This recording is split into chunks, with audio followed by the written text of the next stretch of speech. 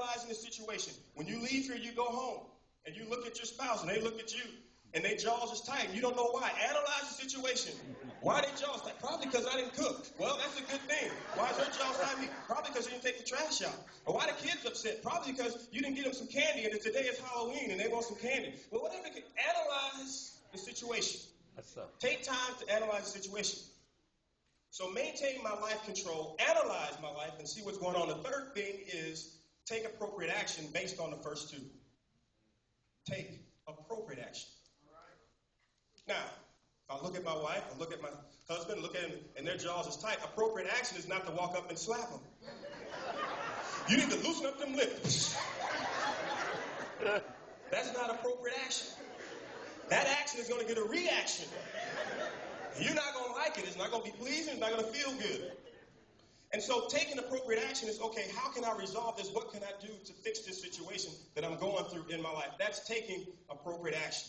Now, I know as you hear all this, you're taking all this in and aviating and allowing the Holy Spirit to control. Okay, that's good. That's what I can do. That's a decision I need to make. But how does the Holy Spirit help me to do that? So keep all that in your mind. And let's look at this text with the glasses of what we just talked about. Aviate, navigate, communicate, altitude, airspeed, attitude, all those things. Maintain aircraft control, maintain life control, analyze the situation, take appropriate action. In that context, let's look at this text. As it leads off in verse number 13, he helps us with the aviating. He helps us with this power to be under control. He says, "For brethren, you have been called unto liberty. Only use not liberty for an occasion to the flesh. By love serve one another." And so what he's saying is what our whole issue, what our whole purpose, what our agenda is in life is really to serve one another, to be there for one another. But then he goes on further, verse 14, he says, "For all of the law is fulfilled in one word." All the precepts, all the rules are fulfilled in one word. And that talks about a divine expression. "Even in this, thou shalt love thy neighbor as thyself." And so he's saying, what do you want to do with this ADA thing? What's going on here? He said, you need to get in the mindset that what your life is really about is loving your neighbor. What you need to get your mind wrapped around is you have to embrace this freedom for God that he's given you, freedom in faith, but your life is to glorify God. Glorify God through loving your neighbor as you love yourself. Then he starts a transition. He says, "But if you bite and devour one another, take heed that you be not consumed one another." And all he's saying is here, I'm trying to give you some help to keep aviating and stay in control.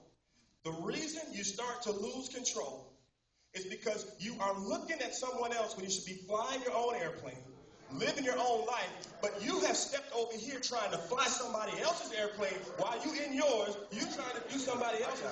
And then at the same time, don't stop there. Then he says, and you also got something negative to say, and you're chewing on them. You in their plane, trying to fly their plane, and talking about them all at the same time. He says, stop chewing on them.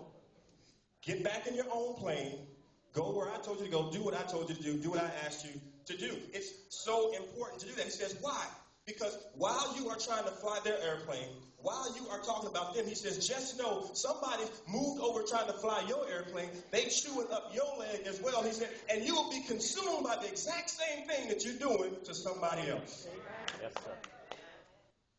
I love this text because Paul starts off here with a practical approach, which we talked about last week, and now we're going to see how it moves to the spiritual and how the Holy Spirit ties in to help us accomplish this.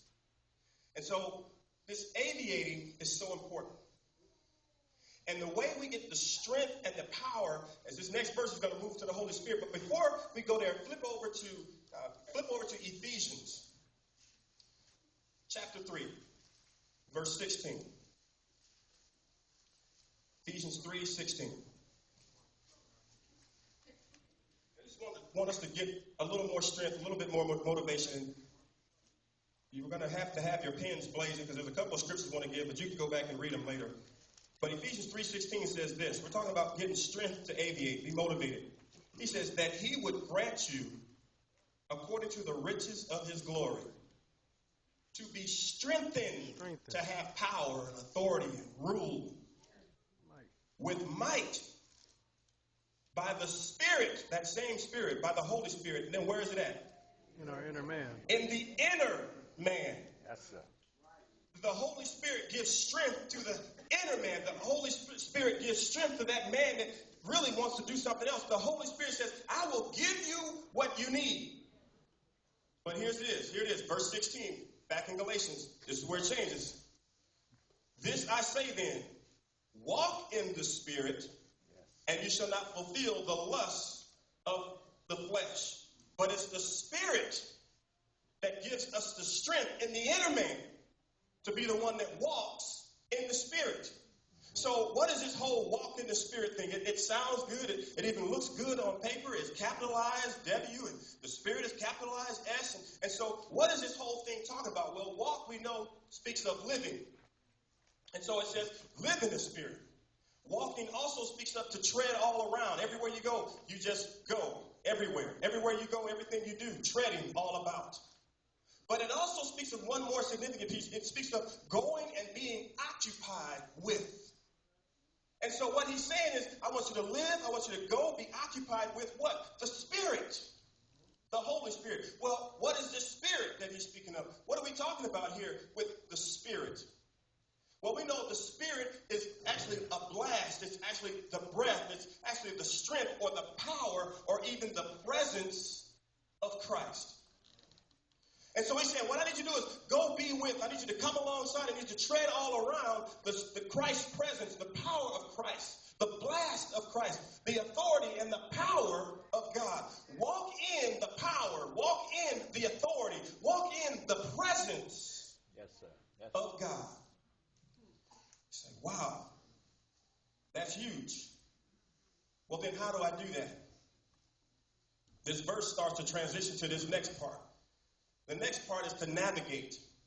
And we talk about navigate. Navigate talks about controlling or and knowing where you're going.